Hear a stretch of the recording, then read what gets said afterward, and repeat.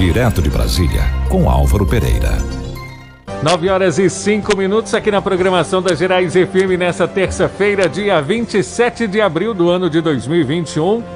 Estamos chegando aí nessa terça-feira com mais um Direto de Brasília. Bom dia, Clarice Bernardes, tudo bem? Bom dia, Pedro Cunha, tudo ótimo. Bom dia também a todos os ouvintes da Rádio Gerais FM. Bom dia, Álvaro Pereira, bem-vindo a mais um Direto de Brasília.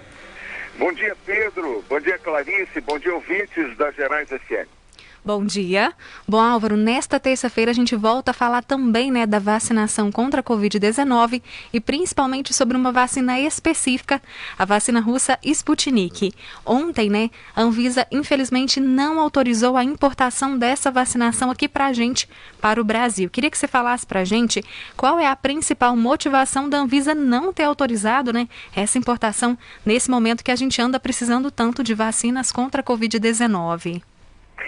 Pois é, Clarice, a Anvisa já vinha sinalizando que faltavam dados que comprovassem a qualidade da vacina Sputnik, e que desse também segurança aos brasileiros, de que não haveria contraindicação em relação a esse imunizante. E ontem, pressionada pelo Supremo Tribunal Federal, que meio que deu um prazo para a Anvisa decidir sobre essa questão, que seria até o final de abril, se a Anvisa não se definisse até o final de abril, o Supremo Tribunal Federal ameaçava autorizar a importação da Sputnik 5 pelos governadores de estado, porque alguns governadores já haviam feito contratos de compra, de importação da Sputnik.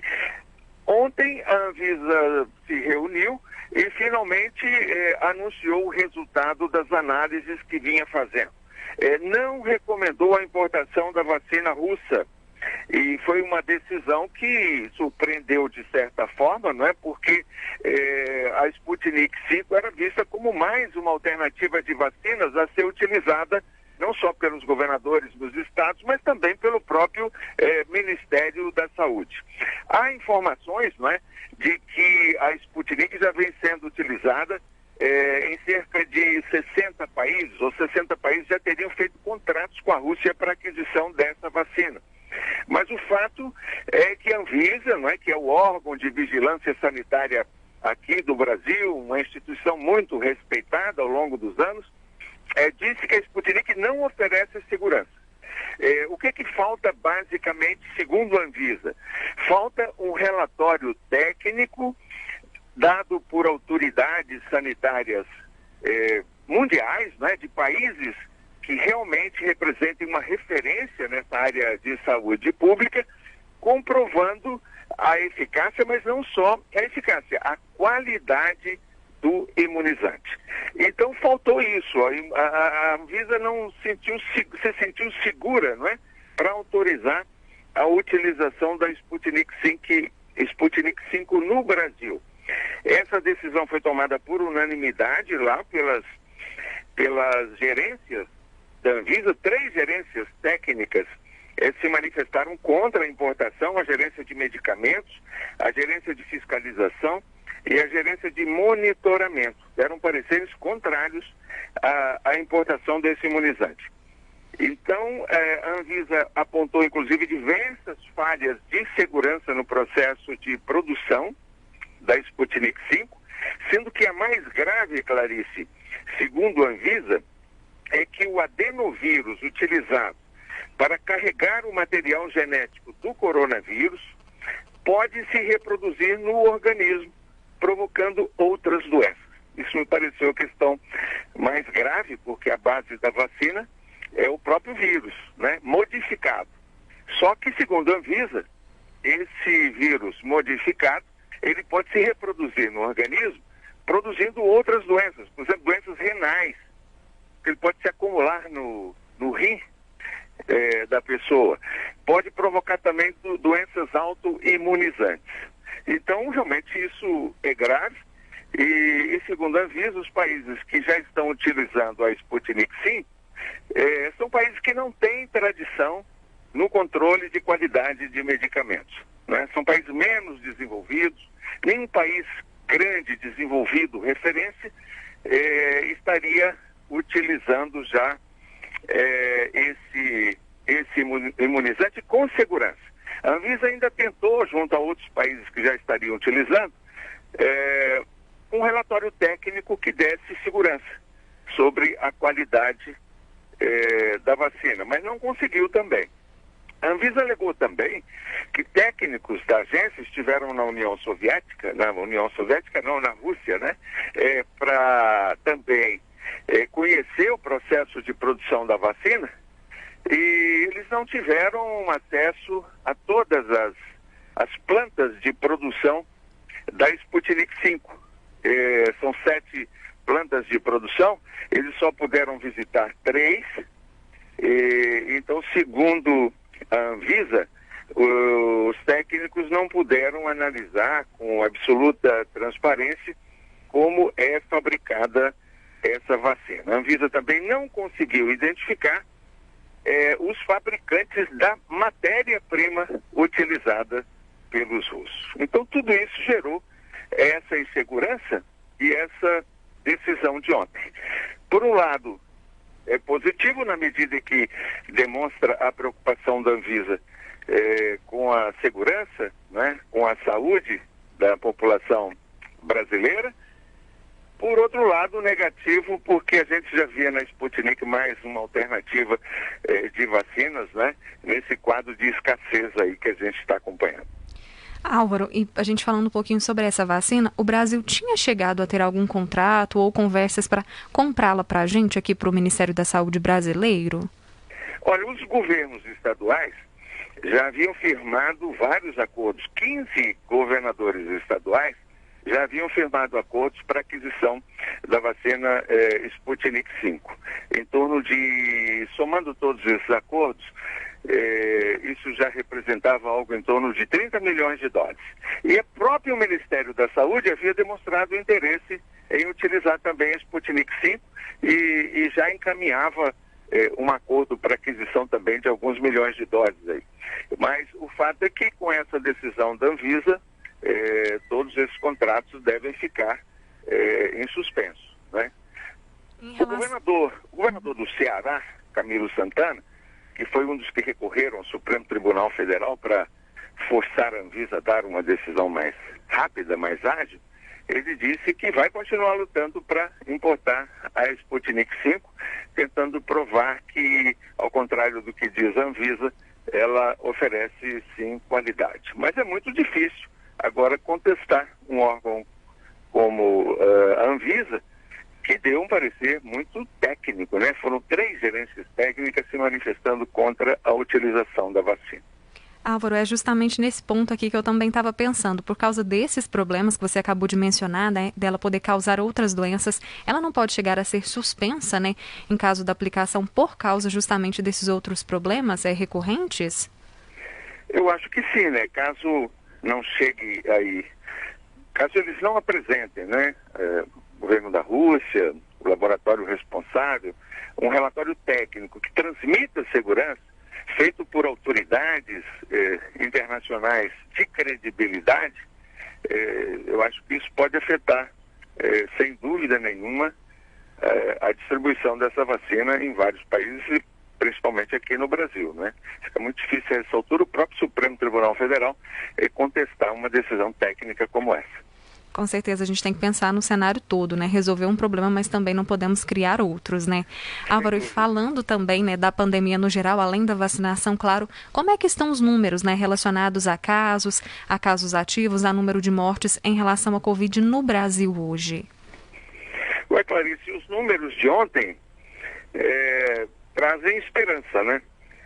Nós tínhamos aí, apesar de já termos 392 mil mortes por coronavírus no Brasil, um número muito grande, já são quase 400 mil brasileiros mortos por essa pandemia. Mas ontem, né, pela primeira vez, desde que esse consórcio de imprensa está apurando os números do coronavírus, a partir das informações das Secretarias Estaduais de Saúde, pela primeira vez, nenhum estado brasileiro ontem apresentava alta no número de mortes, de óbitos, né? Os estados estavam ou numa situação de estabilidade ou numa situação de queda. E também a média móvel de mortes, né, em relação a 14 dias atrás, apresentava queda de 20%. Outro número também, que já traz um pouco mais de esperança, é que já são 30 milhões de brasileiros vacinados com a primeira dose da vacina, que representa algo em torno aí de 14% da população. Apesar de ser um processo lento, mas está avançando, né? Já está ficando mais representativo também esse número de brasileiros que já receberam a primeira dose da vacina. Então, a gente fica com a esperança de que depois dessa fase crítica, né, de retomada aí forte do número de infectados e também de vítimas, né, de mortos, a gente começa a entrar num quadro de queda, né, nessa expansão da doença. Então, a gente pode acreditar nisso. Os números estão sinalizando que o pior já passou dessa tempestade, né? Então, vamos torcer para que a gente entre a partir de agora num quadro mais tranquilo, né? Com menos número de mortos, menor número também de pessoas infectadas. Me parece que esse quadro existe hoje também fortemente em Coromandel e região, não é? É isso, com certeza. A gente também acompanha esses números por aqui, Álvaro, e realmente espera que continuem baixando, tanto casos de números ativos, de óbitos que também vem diminuindo, né? Graças a Deus a doença está sendo controlada, sim. E a gente espera que a população também continue fazendo a sua parte, porque a gente percebe que os comércios vão reabrindo devagarzinho, né? Porque a economia também tem que girar, mas as pessoas também têm que colaborar para que os números continuem baixando, para que a saúde também possa ser beneficiada e junto com ela a economia para ter a segurança de todo esse balanço aí das duas partes. Sem dúvida, isso que você colocou é muito importante, né? É muito importante que no momento de queda, né, haja de novo alguma flexibilização nas medidas de segurança em relação à abertura do comércio, abertura inclusive de bares, etc. Mas é preciso que haja uma consciência forte de que as medidas de segurança precisam ser obedecidas também num quadro de abertura do comércio, não é? Porque senão daqui a pouco começa novamente a aumentar o número de infectados, o número de mortes, aí vem medidas ainda muito mais restritivas de fechamento de novo, seja do comércio, seja de bares e restaurantes. Então, é preciso evitar esse efeito sanfona, né? Do fecha, abre, fecha, abre.